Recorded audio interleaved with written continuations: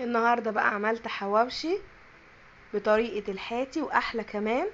بصوا الجمال وبصوا اللون وبصوا العيش عامل ازاي، والفلفل الحار بقى كان عامل شغل جامد. جبت نص كيلو لحمة مفرومة وحطيت عليها دهن، لازم اساسي في الحواوشي او الكفتة يبقى فيها نسبة دهن.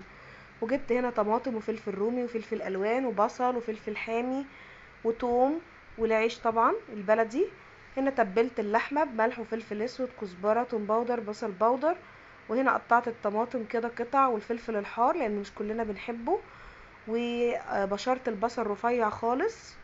وهنا بقى الفلفل الرومي والالوان خرطتهم بالمخرطة. ليه بقى؟ علشان تبقى صغيرة خالص. طبعا لو عندك كبة بتضربي كل الكلام ده مع بعضه، بس انا بقى ما عنديش كبة، فالفلفل ما بحبوش باين قوي في الحواوشي، فخرطته بالمخرطة لان المبشرة برضو هتعصره، يا اما هتعصره قوي يا اما هتبينه قوي، فاحنا عايزين الوسط بقى اللي هو بالمخرطة. وعجنته كده 10 دقايق ورحت سايباه في التلاجة ساعتين، وطلعته حشيته في العيش بالشكل ده. ودهنت الصاجة بتاعتي زيت وسمنة، وبدأت ارص فيه الحواوشي كده وابططه كويس عشان الرغيف يبقى ماسك نفسه ولازق في بعضه كده. وطبعا هي في نسبة دهن، برضو حطيت سمنة وزيت علشان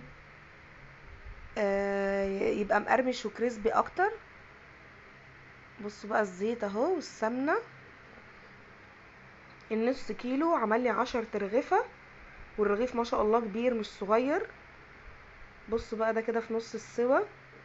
وده بقى بعد ما طلع من الفرن حاجة كده روعة، معمول في البيت، ويعتبر كده واقف الرغيف ب20 جنيه، بس لحمة بلدي وحاجة مضمونة في البيت. وحمرت بقى طبق بطاطس جنبه.